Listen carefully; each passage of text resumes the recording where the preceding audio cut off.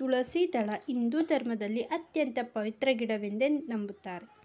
ತುಳಸಿ ಇಲ್ಲದ ಮನೆಯ ಮುಂಬಾಗಿಲು ನಮಗೆ ಭಾರತದಲ್ಲಿ ಸಿಗುವುದೇ ಅಪರೂಪ. ತುಳಸಿಯನ್ನು ಲಕ್ಷ್ಮಿಯ ಮತ್ತೊಂದು ಪ್ರತಿರೂಪ ಅಂತಲೇ ಕರೆಯುತ್ತಾರೆ.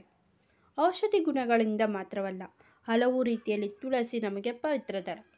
ಸಂಧ್ಯಾ ವಂದನೆಯಿಂದ ಹಿಡಿದು ನೈವೇದ್ಯವರೆಗೂ ತುಳಸಿ ಪ್ರಾಮುಖ್ಯತೆಯನ್ನು ತಮ್ಮ ಪುರಾಣಗಳು ಕಟ್ಟಿಕೊಂಡಿವೆ. ಆದರೆ ಗಣೇಶನಿಗೆ ಮಾತ್ರ ಈ ತುಳಸಿ ದಳವನ್ನು ಏರಿಸುವಂತಿಲ್ಲ. ಅದಕ್ಕೆ ಕಾರಣ ತುಳಸಿ ಹಾಗೂ ಗಣಪ ಒಬ್ಬರಿಗೊಬ್ಬರು ಕೊಟ್ಟಿಕೊಂಡಿರುವ ಶಾಪ. ಪುರಾಣಗಳು ಹೇಳುವ ಪ್ರಕಾರ ತುಳಸಿ ಸದಾ ವಿಷ್ಣುಪ್ರಿಯೆ, ಅವನಿಗಾಗಿ ಹಂಬಲಿಸಿದವಳು. ಹರನಿಗಾಗಿ ಗಿರಿಜೆ ಹಂಬಲಿಸಿದಂತೆ ತಪಸ್ಸು ಮಾಡಿದಂತೆ ಹರಿಗಾಗಿ ತುಳಸಿ ಹಂಬಲಿಸಿ ತಪಸ್ಸಿದವಳು. ಆದರೆ ಒಂದೇ ಒಂದು ಬಾರಿ ಮನದ ಸಮತೋಲನ ಕಳೆದುಕೊಂಡು ಗಣಪನ ಮೇಲೆ ಮೋಹ ಮೂಡುತ್ತದೆ.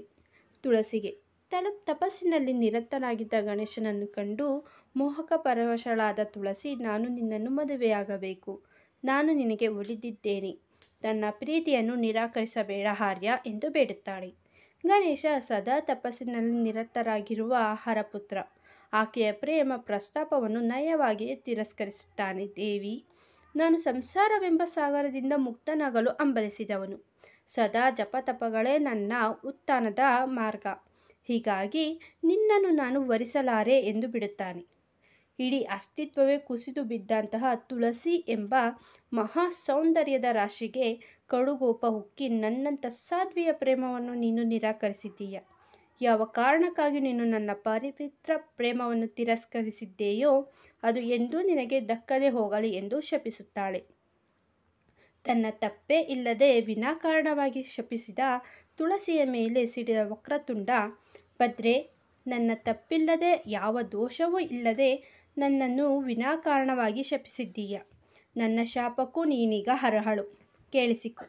ಯಾವ ಸೌಂದರ್ಯದ ರೂಪವತಿ ಅನ್ನೋ ಅಮಲಿನಲ್ಲಿ ನೀನು ನನ್ನನ್ನು ಶಪಿಸಿದ್ದೀಯೋ ಆ ಪರಮ ಸುಂದರಿಯಾದ ನಿನ್ನನ್ನು ರಾಕ್ಷಸನೊಬ್ಬ ಮದುವೆಯಾಗುವಂತಾಗಲಿ ಎಂದು ಗಣಪ ಶಾಪವನ್ನಿಡುತ್ತಾನೆ.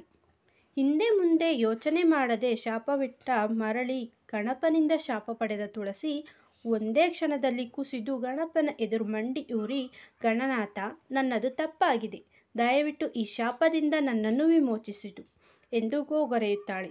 ತುಳಸಿಯ ಗೋಳು ಕಂಡು ಕರಗಿದ ಗಣೇಶ, ದೇವಿ, ಕೊಟ್ಟ ಶಾಪವನ್ನು ಮರಳಿ ಪಡೆಯಲು ಸಾಧ್ಯವಿಲ್ಲ, ಆದರೆ ಅದರ ಪರಿಣಾಮವನ್ನು ಕಡಿಮೆ ಮಾಡುತ್ತೇನೆ.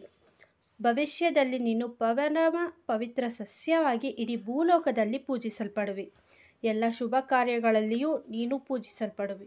ಆದರೆ ನನ್ನ ಪೂಜೆಗೆ ಮಾತ್ರ ನೀನೆಂದೂ ಮೀಸಲಿರುವುದಿಲ್ಲ, ನನ್ನ ಪೂಜೆಯಲ್ಲಿ ನೀನೆಂದೂ ಬಳಸುವುದಿಲ್ಲ. ಇದೇ ನಾನು ನಿನಗೆ ಕೊಡುತ್ತಿರುವ ವರ ಎಂದು ಹೇಳಿ ಆಕೆಯ ಮೇಲಿನ ಶಾಪದ ಪರಿಣಾಮವನ್ನು ಕಡಿಮೆ ಮಾಡುತ್ತಾನೆ ಗಣೇಶ. ಸ್ನೇಹಿತರೆ, ಇಂದಿನ ಈ ಮಾಹಿತಿ ನಿಮಗೆ ಇಷ್ಟವಾಗಿದ್ದರೆ ದಯವಿಟ್ಟು ಲೈಕ್ ಮಾಡಿ ಮತ್ತು ಚಾನಲ್ಗೆ ಸಬ್ಸ್ಕ್ರೈಬ್ ಆಗೋದನ್ನು ಮರಿಬೇಡಿ.